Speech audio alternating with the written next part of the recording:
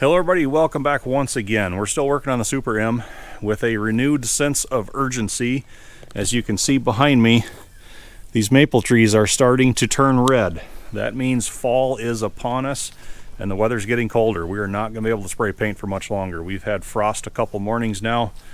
So follow me up to the shop, I'll show you what we've been doing.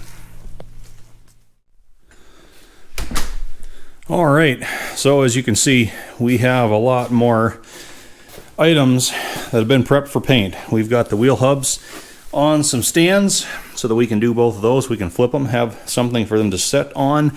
Same with the wheel weights, the four that we're going to use on the Super M right here. Senior got pretty busy stripping paint off of the sheet metal. A couple little dings that I need to fix in this hood, so we're going to get going on that later today. And you can see we've got the fuel tank set up there. We're making sure all of our clearances are going to be good on this thing.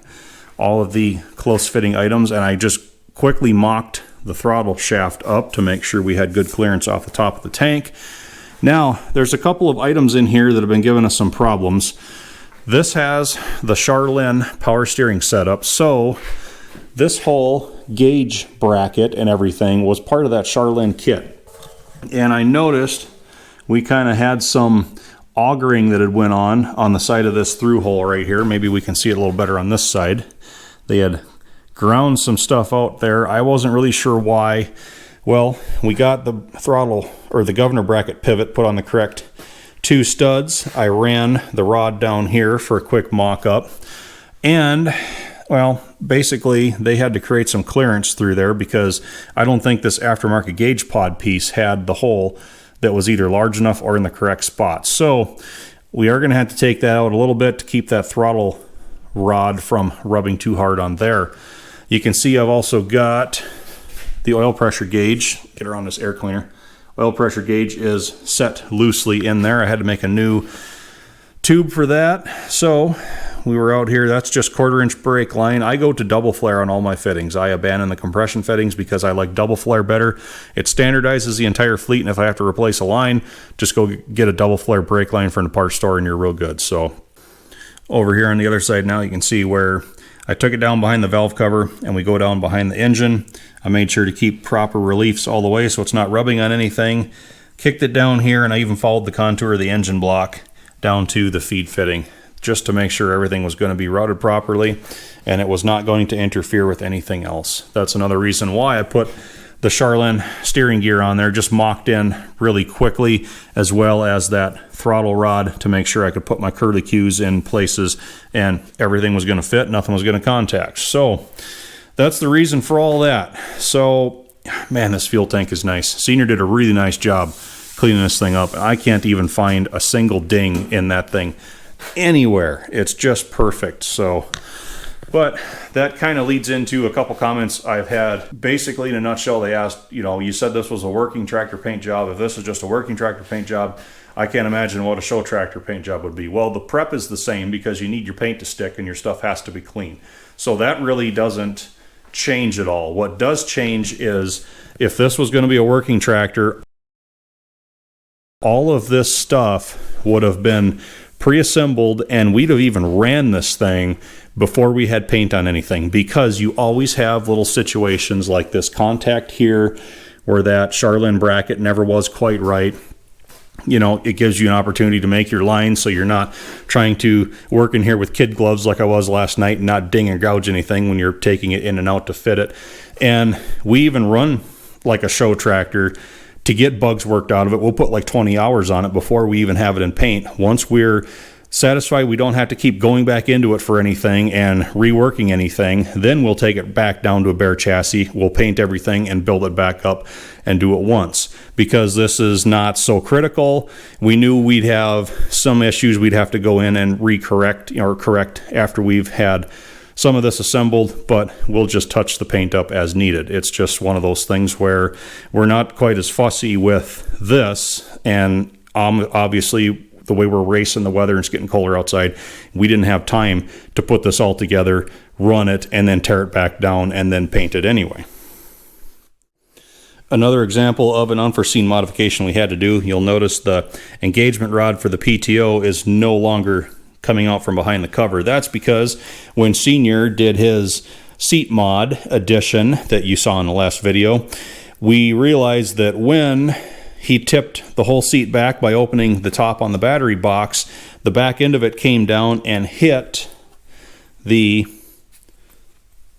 looped top that was on that old engagement rod. Now, this was off of a regular Farmall M, not a Super M, so this would have had a different seat setup on it, so that's why the regular Farmall M rod that I sourced from the salvage yard doesn't jive with this battery box back here. So what I ended up doing was cutting the loop off the top, and this is still that same rod. I just put a 90-degree lever on the top of it, so it's going to be much lower. That top of that seat or battery box is not going to hit it, and it better reflects what is illustrated in the Super M parts manual for the right, correct, and proper style engagement rod for the PTO. So after that little mod, I just buffed all the paint off that. We're going to paint this for a second time. Like I said, we're trying to save time by not getting all this stuff figured out first before we did any paint, but we are going to have to redo a few steps. Still, I'm thinking we're going to have just enough time to get all this thrown together. So for me, the last several days has been a seemingly endless list of miscellaneous detail items like that I've just been addressing, reworking where needed, and just basically mocking things up, verifying stuff's going to fit, figuring out where we're good and where we still need to do some work. So, and we've done a lot more prep for paint. We have the fenders right here. Of course, a lot of the wheel clamps and associated hardware for those. A bunch of bolts. We have fender bracket spacers, nuts, bolts, lock washers for those. Here's the, come on. The sheet metal hooks for the hood. We got all that stuff that we've been through. Retention brackets for hydraulic lines. We've got steering shafts we still need to paint. There's that PTO rod I just reworked. We have the choke rod here. We've got the starter rod below that. Pivot bracket for the hydraulic control rod. Drawbar braces. Drawbar main pivot anchor. We've got a new steering wheel we're going to paint up.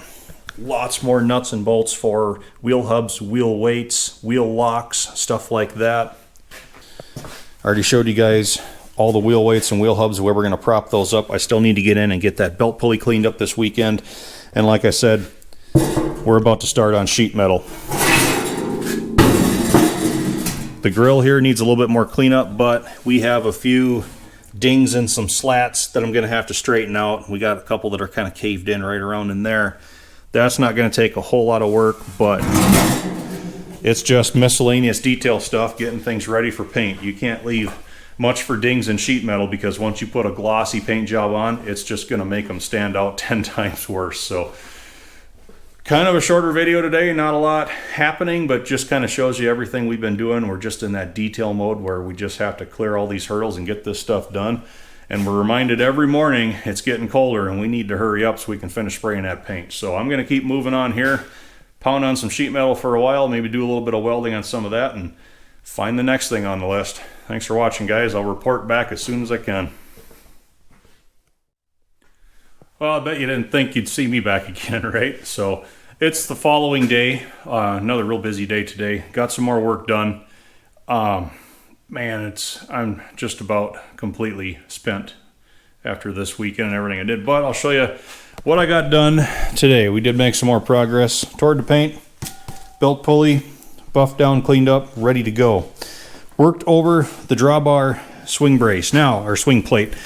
This is not the drawbar piece from the Super M. This is off of Senior's Farmall 300 parts tractor, which just happened to have the exact same piece on it as his M. His was wore in this area really bad, where the drawbar would always swing side to side, and the 300 piece was just in much better condition. It did have a couple extra holes someone had drilled in it. They had a 3/4 hole there that I plugged, and a 3/4 hole there that I plugged, and someone had tried scabbing on a homemade 3-point lift on the back of that poor tractor, and they had actually torched out the edge of the drawbar here, about this far in, from about right there to about right there. So I went and built that back up with weld, shaped it again. That's all looking pretty now and in much better condition than the piece that came off of Senior's M, so that's the one that we're going to use. We have, well, you can see the battery box is no longer on the back of the tractor. That's because we finally got the inner workings of that pretty well squared away. So we're going to scuff that thing down and get some matching red on it. It's tough to see this. This is the only bit of painting I did this weekend. This is a toolbox that would fit right ahead of this lighting bracket right here. It goes on the front side and the lid actually folds up and forward to open. This is a repro. It's one that I got Senior about 10 years ago for this Super Ram, shortly after he first got it, and we've never gotten around to putting it on. So we finally got it out of the box, and I scuffed the inside and I got the first coat of red in there. The way these lids hinge and pivot, when I did the one on my H, I found I had to paint the inside first, let that dry, and then close the lid and then paint the outside later. Yeah, I just did that. So you can see, all right, this is live, folks. This is what happens when you start getting tired. Come on. There, now don't touch it again. So that's the only bit of painting I did this weekend. Yeah, we're on fire. Got both the fenders anchored down to plywood so we can paint them in the upright position and move them in at our convenience. So I did get both of the pieces of sheet metal pretty well fixed up today. This hood didn't take a whole lot. It had a little bit of a hole rubbed in it right about here from the inside out. It looked like someone had mispositioned something with that Charlene power steering unit at one time and rubbed there until it made a hole. So I just basically rounded it out until I was back into good thick metal again, made a little bit of a patch, welded it in, kind of flushed it, and I'm not sure you're even going to know that that was ever there. I don't even think I need any filler on that. Came through pretty good. Just kind of cleaned up a little bit around the exhaust stack hole. Everything else was pretty good. Just had to take a couple little dings out of these corners on each side. Otherwise the hood was pretty good. So the grill took a little bit more work. It was one of those pieces that looked pretty good until you started looking at it, if that makes any sense. So it was really mangled down in this corner down here. It turns out from about here down was actually heaved up, probably close to 1/4 of an inch. I had to do a lot of heating right here, right there, and right there, and I was able to get that pretty much pushed back down without getting too crazy with it. You can see if you really scrutinize the gap between those two slats, it gets a little bit tighter right here. For this tractor, this is going to be good. And this one right here was really bad, and it was stretched in a couple places. I was able to shrink it back down a little bit, which is not really easy, but it's gonna be a little bit ugly. It's gonna have some wrinkles in it, but again, working tractor. I'm not even gonna put any filler on that. We're gonna let it retain some of its old character because this bottom portion had heaved up. We had a little crack there and there. I fixed those with some weld, flushed out the radiuses on the corners. I got the rest of the slats fitting, matching pretty well. Everything is out to the same level anyway. So this was an older grill off of a regular Farmall M, so it had the old Farmall tag on the front. So I removed that and I filled both of the old screw holes with some weld and then just kind of flushed them a little bit with just a couple little dabs of filler. So now we've got a new, more modern, more correct for the Super Series IH emblem that's going to go in there, but I'm not going to drill holes until we got paint on it anyway. Figure I drill holes in $60,000 trucks at work every day, so that's no big deal.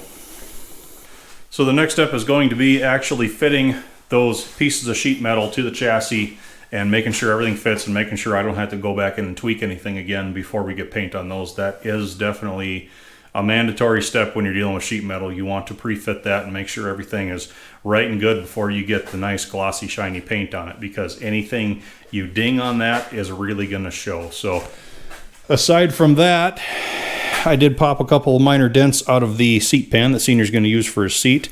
We're going to have to start arranging all of these parts here and getting them ready for paint, figuring out which ones we're going to hang, which ones we're going to paint, basically setting down how we're going to do it, yada yada, stuff like that.